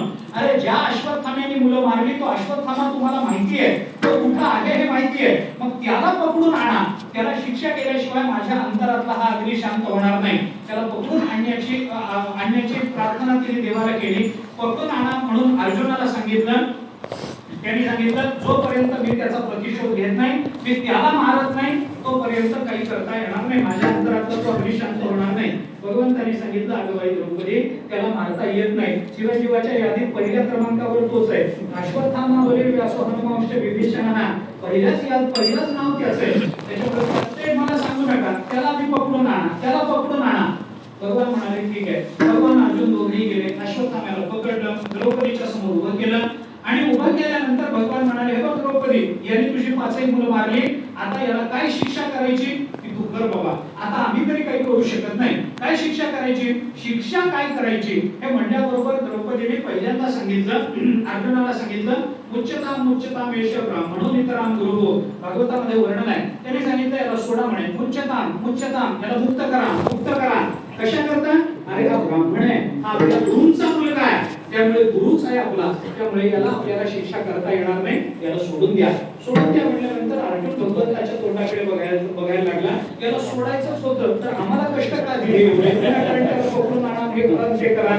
मग भगवान म्हणाले आता द्रौपदी हे कशा करता.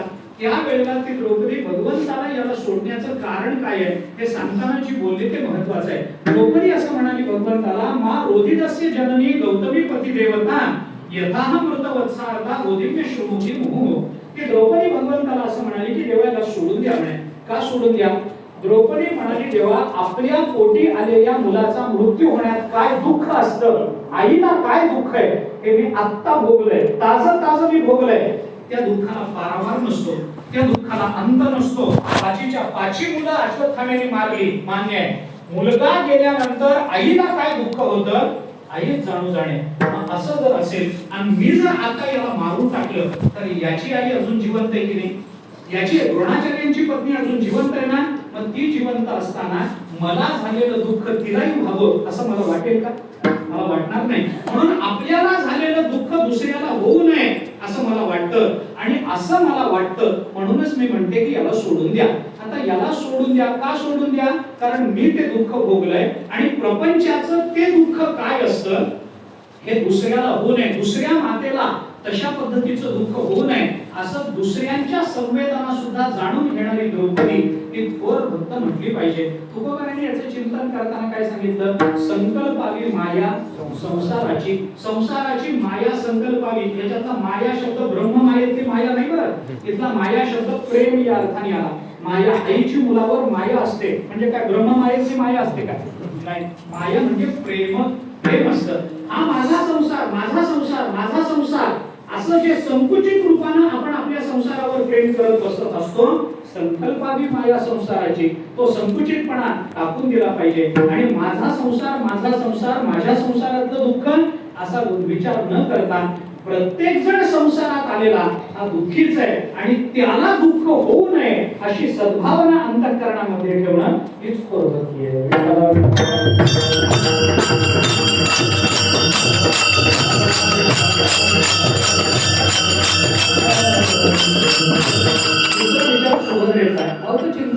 सुभद्रेचा मुलगा अभिमन्यू, त्या अभिमन्यूला युद्धामध्ये मरण आल्यानंतर एकुलता एक मुलगा अभिमन्यू, तो 5 होते, आता एकुलता एक मुलगा अभिमन्यू. मग आता तो मेला म्हटल्यानंतर काहीतरी सांगायला पाहिजे. जयद्रथाने त्याचं मुंडकं उडवलं, आता ते सांगायला पाहिजे सुभद्रेला. कोणी सांगायचं, अर्जुनाने सांगितलं माझं धाडसच नाही तिच्या समोर जायचं. ती काही बोलेल बाबा, तिला कसं आवरावं मला कळत नाही, तेव्हा तुम्ही बरोबर चला. भगवान म्हणाले अर्जुना तुझं दुःख आणि मी या दोघांचं लग्नच लागलंय. अरे तुझं जिथं दुःख आहे तिथं मीच पुढे आहे बाबा, चल म्हणे येतो. ये भगवान म्हणाले आता तू येऊ नको, माझा मी जातो. भगवान एकटे गेले. सुभद्रेला सांगितलं. सुभद्रेने ते ऐकलं. पहिल्यांदा तिचा विश्वास बसला नाही, नंतर तिला ते पटल्यानंतर तिच्या डोळ्यातून पाण्याचा थेंब आला नाही. तिने भगवंताने विचार केला, बहुतेक द्रौपदीला हे कळलंच नसावं की आपला मुलगा गेला. हलवून सांगितलं सुभद्रेला हलवून सांगितलं, सुभद्रे अभिमन्यू गेला आता परत येणार नाही. सुभद्रा म्हणाली देवा कळलं ना, आता किती जाती असते सांग, कळलं मला. आता मग तुला रडू येत नाही, तू आत्मस्थानीपणा करत नाहीस, काही केस आपण घेत नाही भिंतीवर डोकं. आई आहेस तू शेवटी, एकुलता एक मुलगा आहे तुझा. माये पुढे बालक काळे नेता ऐकून ते ज्ञानोबारांनी चिंतन केलं. तिला केवढं दुःख झालं असेल, तुला रडू येत नाही का? सुभद्रा म्हणाली, देवा आपल्या पोटचा एकुलता एक मुलगा गेल्यानंतर जगात अशी कोणती आई आहे की जिला रडू येणार नाही?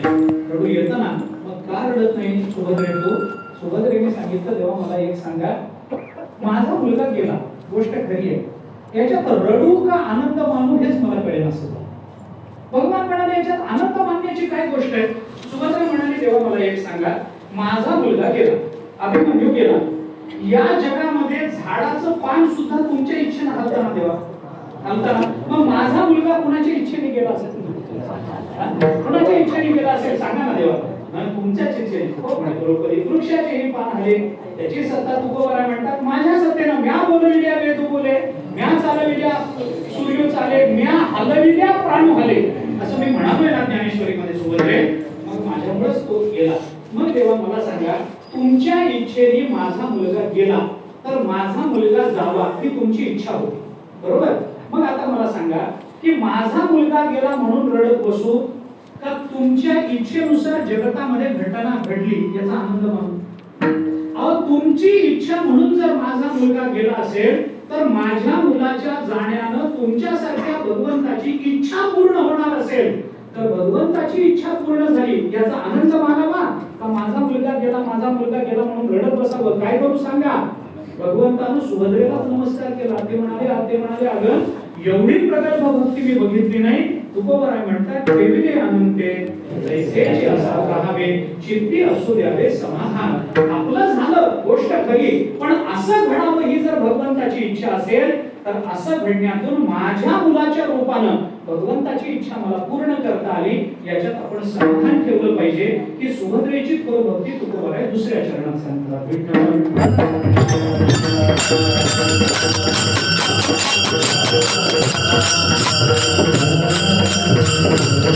तिसऱ्या चरणामध्ये तुकोबरायने कुंती माता सांगितले. कुंती मातेचे चिंतन आपण बघा. कुंतीकडे ज्या वेळेला भगवान गेले, युद्ध संपल्यानंतर आता परत जायचंय, कुंती मातेला विचारलं, काय पाहिजे आमच्या तुला?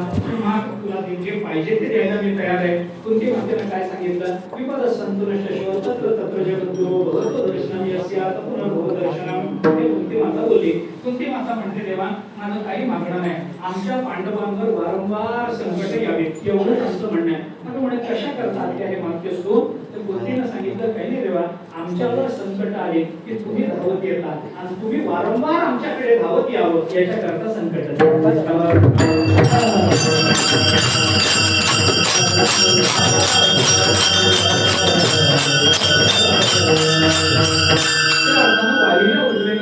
केवळ भोगणे ते फळ संचिताचे असं मानून भगवंताची त्या निमित्तानं आपल्याला प्राप्ती होते. असा सद्भाव अंतःकरणामध्ये बाळगणं ही थोर भक्ती आहे. आणि शेवटच्या चरणामध्ये तुकाराम महाराजांनी उत्तरेचं उदाहरण आपल्याला दिलं. उत्तरेच्या पोटामध्ये परीक्षित राजाचा गर्भ आहे, अभिमन्यूची पत्नी उत्तरा आहे, तिचा त्याचा गर्भ तिच्या पोटामध्ये वाढतो आहे. आणि मग निर्वाणीचं शस्त्र म्हणून अश्वत्थाम्याने ब्रह्मास्त्र काढलं, पांडवांवर ब्रह्मास्त्र सोडल्यानंतर ते यायला लागलं. भगवंतांनी सगळ्यांना सांगितलं, ब्रह्मास्त्राला प्रति अस्त्र नाही बाबा, हात जोडून त्याला नमस्कार करा, नतमस्तक व्हा त्याच्या समोर, तरच आपला प्राण वाचू शकेल, नाहीतर ब्रह्मास्त्र कुणाला सोडणार नाही. सगळ्यांनी हात जोडले.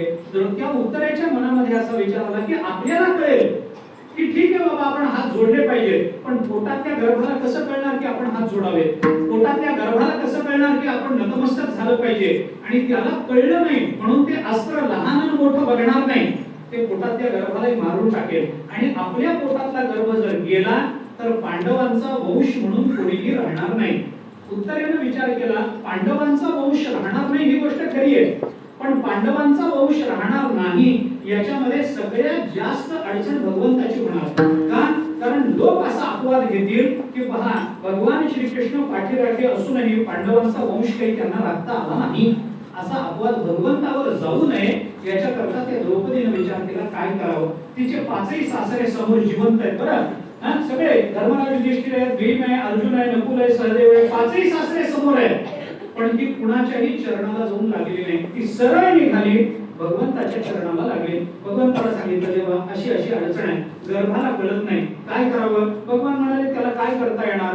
द्रौपदी उत्तरा म्हणाली देवा काही करता येणार नाही, हे इतरांच्या बाबतीत शक्य आहे, तुम्हाला काही करता येतं देवा. का करू मी? तिने सांगितलं तुम्ही जर माझा गर्भ राखला नाही तर लोक तुम्हाला बोलतील की तुम्हाला पांडवांचा वंश राखता आला नाही.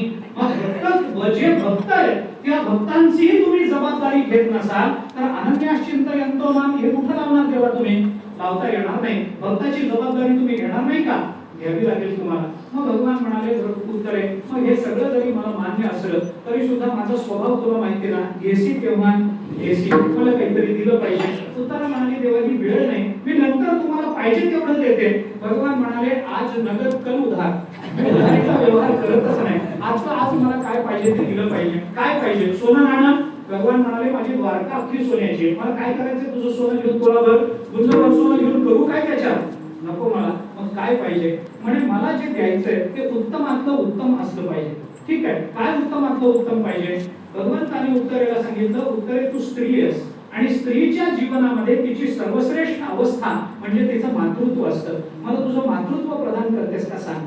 उत्तर म्हणाली करते देवा, मातृत्व प्रदान करते. ठीक आहे, मातृत्व उत्तरेने दिलं आणि मग भगवान तिच्या गर्भामध्ये गेले. मातृत्व न स्वीकारता भगवान जर गर्भामध्ये गेले असते तर भगवंताला ते शोभलं नसतं. संबंध नसताना कुणाच्याही गर्भामध्ये गेले असं झालं असतं, पण मातृत्व स्वीकारल्यामुळे मुलाला गर्भामध्ये जाणं सहज शक्य आहे हे भगवंताने जाणलं आणि भगवंताने तिचं मातृत्व स्वीकारलं आणि मग गर्भामध्ये आत गेले.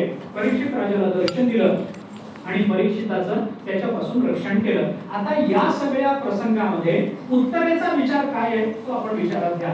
उत्तरा म्हणते मला सगळे सामर्थ्य संपन्न सासरे, याच्याबद्दल वादच नाही, कोणी माझं रक्षण करू शकेल इतकं सामर्थ्य पाचही सासऱ्यांमध्ये, पण माझा गर्भ मी दुसऱ्याच्या ताब्यात देऊ शकत नाही, मला तो भगवंताला समर्पित केला पाहिजे. तुका म्हणे घालू दयावरी भार, वाहू हा संसार देवा पाहिजे. मला माझा भार दुसऱ्यांवर घालायचा नाही, देवावरच भार घालणं ही थोर भक्ती उत्तरेच्या रूपानं तुकोबारायांनी चौथ्या चरणातून आपल्याला सांगितली. आणि अशा पद्धतीची जी थोर भक्ती तीच भक्ती देवाला आवडते आणि अशाच पद्धतीची भक्ती करणारे ते तीनही महात्मे की ज्या पुण्यतिथीचा त्रिवेणी संगम या सप्ताहामध्ये आजपासून सुरू होतो आहे. 7 दिवस आपल्याला संधी आहे या त्रिवेणी संगमामध्ये स्नान करायची बरं का. बाबांचे जीवन चरित्र तसंच आहे. अहो ते असताना तर ते भगवंताचे चिंतन करतच होते, पण आता सुद्धा बाबांचं स्मरण झालं की पहिल्यांदा तुकोबारायांचं स्मरण होतं. म्हणजे त्याही वेळेला ते आपल्याकडून गाथेचं पारायण करून घेतच होते, पण बाबा आता देवरूपाने जरी डोळ्याला दिसत नसले तरी त्यांच्या स्मरणात आपल्याला तुकोबारायांचं स्मरण जर होत असेल तर त्यांच्या देवरूपानं नसण्यामध्ये सुद्धा ते आपल्याकडून आपला परमार्थ करूनच घेत आहेत. हे त्यांचं मोठेपण आहे बरं, हे त्यांचं मोठेपण आहे. बाबांचं एकूणच जीवन चरित्र असं आहे, कधी कशाला स्पर्श नाही, कधी गाथा ज्ञानेश्वरी भागवत या गोष्टी सोडून परमार्थ हे सोडून दुसऱ्या कशालाही त्यांनी स्पर्श केला नाही. स्वतःचं वैभव त्यांना वाढवता आलं नसतं असं नाही. मी बघितलंय बाबांच्या चरणाजवळ कोट्याधीश बसलेले मी पण बघितले, पण बाबांनी कधी कोणाला काही मागितलं नाही, कधी कोणाला काही सांगितलं नाही हे करा ते करा. उलट जवळ जेवढं होतं तेवढ्याचा शक्यतोवर त्याग करून टाकणं. संन्यासदा नावाचा जो मोक्ष आपल्याला सांगितला जातो, ज्याचा त्याग होऊ शकतो त्या सगळ्या गोष्टीचा त्याग त्यांनी करून टाकला. जवळ काही नाही, कशाचा संग्रह त्यांनी केला नाही, संग्रहाची वृत्ती सुद्धा त्यांनी कधी बाळगली नाही. जिथे राहिले तिथे त्या काळापुरते राहिले, तिथून जाताना अशा पद्धतीने गेले की पक्षी अंगडी उतरती एका गुंतवली राहती अशा भावनेतून बाबा तिथं बाहेर पडले. वस्ती आला, प्रातःकाळी निघून गेला, अशा पद्धतीने बाबा तिथून निघून गेलेले आम्ही पाहिले. चातुर्मास्यात तर राहायचे, पण पौष महिन्यामध्ये महाराजांच्या पुण्यतिथीला बाबा पडल्यानंतर कायम राहायला लागले. तुझी बाबांचा दौरा बंद झाल्यानंतर बाबा इथं राहायला लागले, पंढरपुरात राहायला लागले. तेव्हाही आम्ही बघितलं कधीही बाबा आमच्या घरी आले नाहीत, मठामध्ये येऊन त्यांनी काही प्रसाद घेतला नाही. ते म्हणायचे तुम्हाला प्रसाद पाठवायचा असेल तर तिकडे पाठवा, माझ्या वेळेनुसार माझं चालू राहील. पण कशाचाही त्यांनी संग्रह केला नाही. उलट जेवढं दातृत्व त्यांनी दाखवलं तेवढं दातृत्व आपल्या कल्पनेत सुद्धा येणार नाही इतकं दातृत्व, इतकी निसंगता बाबांनी दाखवून दिली. आपल्याला कदाचित माहिती नसेल तर प्रसंग फक्त सांगतो. पितांबर शास्त्री डोंगरावर गाथा पाठ करायला राहिले. ज्ञानेश्वरी त्यांची मुखोद्गत झाली, त्यानंतर गाथा पाठ करायला म्हणून बाबांनी त्यांना डोंगरावर पाठवलं. कोरड्यावर राहिले, तिथं राहिले. आता डोंगरच डोंगर, काय तिथं आश्रय मिळणार. म्हणून तिथं आपल्याला काही आश्रय पाहिजे, म्हणून त्यांनी एक झोपडी बांधली. झोपडीमध्ये राहून गाथा पाठांतर त्यांचं सुरू राहिलं. एके दिवशी विजेच्या निमित्तानं बाबा तिकडच्या परिसरात गेलेले असताना बाबा विजेला देऊन राहत नव्हते बरं, सुदुमऱ्याला राहत असत आणि सुदुमऱ्याला बाबाचा सप्ताह चालू असायचा. तिथं काही फार माणसं नसायची, सगळी गर्दी देऊला. आणि तिकडं मी एकदा बाबांना म्हणलं, गाथा मंदिरावर कीर्तन होतं, मी बाबा आधी भेट झाल्यानंतर बाबांच्या दर्शनाला गेलो सुदुमऱ्याला आणि बाबांना म्हणलं बाबा कीर्तन आहे बरं म्हणले चांगलं आहे. म्हणलं बाबा तुम्ही येत नाही का? मी येत नाही. माझी इथंच राहायची आतापर्यंत मी नियम सांभाळलाय, सुदुमऱ्याला राहून सेवा करतो, तिकडे येत नाही. मी म्हणलं बाबा तिकडे खूप गर्दी असते, तिकडे लोकांना तुमच्या दर्शनाची अपेक्षा असते, तुम्ही आला तर आम्हालाही कीर्तनाला तुमची अपेक्षा आहेच की बाबा, नाही कसं म्हणायचं. तर बाबा काय म्हणाले, बाबा म्हणले गर्दी आहे म्हणूनच येत नाही, गर्दीत भजन चांगलं होत नाही, तिथं भजन चांगलं होत नाही, आम्हाला गर्दी नको, भजन पाहिजे. तर बाबा तिथं राहील. ते त्या काळामध्ये तिथं आलेलं असताना सीतामढी शास्त्रींनी त्यांना गुराढावर बोलवलं. बाबा गेले, ते विद्यार्थी बरोबर बोलले. सीतामढी शास्त्रींनी सांगितलं बाबा इथं झोपडी बांधली, 2 मिनिटं बसा. बाबांनी झोपडीकडे बघितलंही नाही बरं, बघितलंही नाही, सरळ मार्गाने निघून गेले. आणि बाबांना ही झोपडी आवडली नाही हे जाणून पितांबर शास्त्रींनी बाबा निघून गेले की त्या झोपडीला काढी लावून ते खाली उतरतात. म्हणजे कशा करता मी आपल्याला हे सगळं सांगतो की बाबांची निसंग वृत्ती ही आपण त्या निमित्तानं लक्षात घ्या. बाबांनी कशाचाही संग्रह केला नाही. संस्थेकरता बाबा रात्रंदिवस झटले, संस्थेच्या विकासाचा विचार. संस्थेमध्ये काही आंदोलन वगैरे झाले, संस्था बंद पडली, बाबांनी स्वतः भजनाने संस्था सुरू केली. श्रेय बाबांना द्यायला पाहिजे. बाबा इथं आले, पंढरपूरला आले, आमच्या 3 पिढ्यांना बाबांनी मदत केली. आमच्या दोघांवर तर बाबांचा खूप जीव होता, त्याच्याबद्दल वाद नाही, खूप जीव होता, अत्यंत जीव. बाबा असताना तर बाबांनी आम्हाला सांभाळलं, पण बाबा नसताना सुद्धा बाबा आम्हाला सांभाळतायत अशी आमची श्रद्धा आहे, अशी आमची भावना आहे. तसंच गुरुवर्य कंधारकर महाराजांचं आहे, तसंच शास्त्री महाराजांचं आहे. आज आमच्या घरामध्ये जे काही शास्त्रीय ग्रंथाचं चिंतन होतं, जे करण्याची आमच्या अंतःकरणात प्रवृत्ती होते, कुठेतरी संस्कृत भाष्य बघावं, कुठेतरी मोठे ग्रंथ बघावे आणि संत वाङ्मयाचं चिंतन करताना शास्त्रीय पद्धतीनं त्याचे निकष लावून आपल्याला संत वाङ्मयाचं चिंतन करता येतं का याचा प्रयत्न करावा. अशा ज्या प्रेरणा आमच्या घरामध्ये विशेषत्वानं निर्माण झाल्या, केवळ आणि केवळ त्याला दारुकर शास्त्री महाराजांची कृपा एवढंच कारण आहे, दुसरं काही कारण नाही. आमचे आजोबाई तिथे शिकले, आमचे काकाही तिथे शिकले, या सगळ्यांनी तिथे शिक्षण घेतलं. त्यांच्या चरणाजवळ बसून महाराजांनी शिक्षण घेतलं. आमच्या घरामध्ये विचाराची जी धारा आली, विचाराची जी पद्धत आली, कवीचा विचार करणं, अभंगाचा विचार करणं, त्या विचार करण्याची जी एक स्वतंत्र शैली आली, ती शैली येण्याच्या मागे कारण आहे ते दारुकर शास्त्री महाराजांची कृपा, एवढंच कारण आहे. खरोखर त्यांना पंडित प्राण अशी जी पदवी दिली गेली ना, त्याच पदवीला खरं म्हणजे ते पंडित प्राण होतेच. पंडित प्राण होते म्हणजे अक्षरशः पंडिताचा प्राणच होते, पंडिताचा प्राण होते. इतकी त्यांची विद्वत्ता, त्यांच्याबद्दल किती बोललं तरी कमी आहे. वेळ माझी संपली. मुद्दा एवढाच आहे की हे तिघेही महात्मे आज ते त्यांच्या निमित्तानं आपण उत्सव करतो, पण हे तिघेही विद्वान आहेत, तिघेही भक्त आहेत. हे जरी सगळं खरं असलं तरी त्यांची भक्ती ही मात्र आपल्याला घेण्यासारखी आहे. या अभंगामध्ये तुकाराम महाराजांनी ज्या पद्धतीची भक्ती सांगितली तशाच पद्धतीची भक्ती या तीनही महात्म्यांनी केलेली आपल्याला दिसून येते. आणि तशा पद्धतीचं ते चिंतन आपल्याला प्रेरणादायी ठरावं, आपल्याला त्यांचा आदर्श डोळ्यासमोर ठेवून एक 2 पावलं तरी त्यांच्या मागे चालता यावं, गंगाधर महाराजांच्या, शंकर महाराजांच्या मागे चालता यावं, तेवढी सद्बुद्धी तरी आपल्याला व्हावी. त्यांच्या आश्रयाने आपला चातुर्मास या वर्षीचा पूर्ण झाला. त्याच्याबद्दल त्यांना धन्यवाद द्यावे वगैरे असं औपचारिक बोलायचं कारण नाही. आमच्या घराण्याचं त्यांचं नातं जरी असलं तरी पारमार्थिक ऋणानुबंध जे आहे ते अधिक जास्त प्रभाव आहे. त्यामुळे त्यांच्याप्रती अशी औपचारिकतेची भाषा मी करणार नाही. एवढं म्हणू शकतो की या तिथं मठामध्ये या मठामध्ये जे काही गाथ्याचं ज्ञानेश्वरीचं चिंतन झालं, त्या चिंतनात तुम्हाला जर काही आवडलं असेल तर तो या जागेचा गुण आहे बरं, तो आमच्या अभ्यासाचा गुण नाही, तो या जागेचा गुण आहे. या जागेवर महाराजांनी अनेक वर्ष ज्ञानेश्वरी सांगितली, उपनिषदाचे पाठ घेतले, ब्रह्मसूत्राचे पाठ घेतले, अध्यास भाषेवर खूप व्यापक स्वरूपाने चिंतन केलं. हे सगळं याच जागेमध्ये झालं. त्या जागेचा गुण म्हणून थोडंसं जर काही आलं असेल तर तो जागेचा गुण आहे. आमच्या अभ्यासाचा परिणाम किती झाला हा प्रश्न वेगळाच आहे, पण जे काही चांगलं झालं असेल ते मात्र जागेचा गुण म्हणून आपल्याला सांगावं लागेल. त्यांच्या चरणी ही सेवा समर्पित करतो आणि वाटलं ज्ञानेश्वर